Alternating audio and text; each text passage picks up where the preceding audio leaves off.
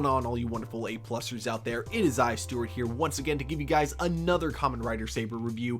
This time we're going to be talking about episode 10, aka probably my favorite episode this season, and no, I'm not even over exaggerating at all. It was just that great of an episode, and I'm really excited to break it all down for you guys. But first, if you guys are not subscribed already, definitely hit that subscribe button, definitely like this video, and if you are interested in knowing when we drop new content onto this channel, definitely hit that notification bell and you will be notified anytime we drop a new video onto the channel. But with all that out of the way, let's get started on this review of Kamen Rider Saber. First of all, I do have to make a quick correction. Earlier I did mention that Toma got all of his memories back. I believe that was back in episode 8.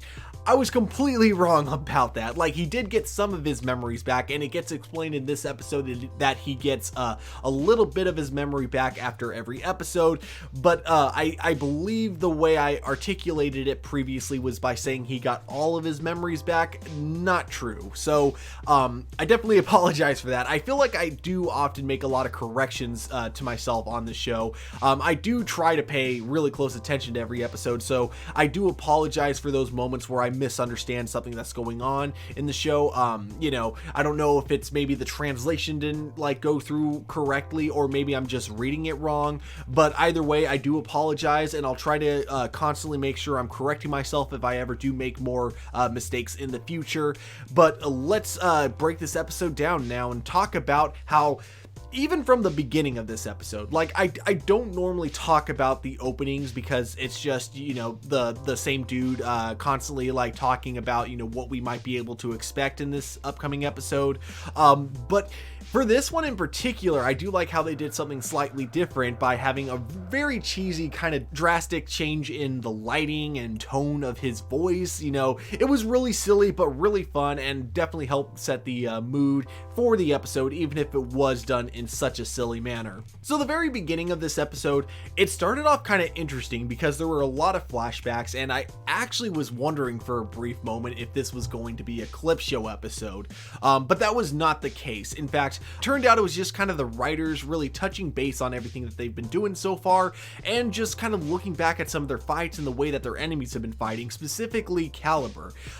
One thing that Toma kind of realizes about Calibur is he's not really afraid to take hits, and it's almost as if he's trying to let his enemies hit him, as if he's absorbing this power for some reason, some unknown reason. The power is just being energized into his sword as he throws it back at them. Or maybe he's just storing it for later. Who knows? Actually, we as the audience do, because they tell us at the end of the episode, but I'll get to that in just a moment. Also, while this is all going on, Kento continues to try to keep things to himself. Clearly, he's not in the best of moods because, of course, when your dad tends to betray like all the other Kamen Riders, that really tends to put you in a really bad mood, understandably. We get to the one thing about this episode that I was not really happy about, which is that we get Rika, who is in the previous episode, and it turns out she's not a Kamen Rider like I thought. She's actually just a messenger.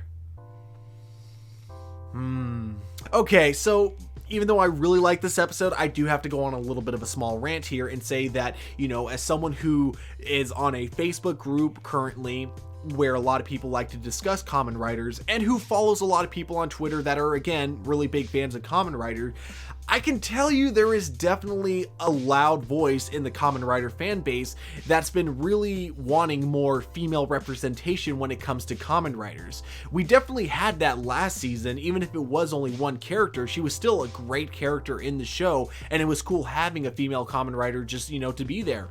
So it did kind of feel like, whether or not it was intentional, it did kind of come off as a big middle finger when it turned out that this character was just a messenger and not actually a writer, especially because of the way that they left off the previous episode with her holding a Wonder Ride book. Turned out she was holding it to give it to Kento, but I don't think that's what we were thinking, and I think the writers of the show knew that. We do have a really sweet scene that follows immediately after, where the entire group does confront Kento and just, you know, kind of lets him know that, yes, we understand that you want to kind of keep to yourself and that you're not quite ready to open up, but whenever you are, we're definitely here for you. It definitely kind of harkened back to episode, I believe it was like 3 or 4, when we had a similar conversation between Toma and Kento, but it was even more sweet here because it wasn't just Toma, it was like the entire group of writers, minus Ogami and Ren. But then of course we get our monster of the week, or I guess I should start calling these the monsters of the 2 weeks, or the monsters of, you know, I don't know. I say that because it's always the monster of the week is always used in more than one episode. I've started to notice. It's always like they get introduced for the first time in one episode, and then they're reused in the next episode before they're completely destroyed. So I got to think of another name to call these things.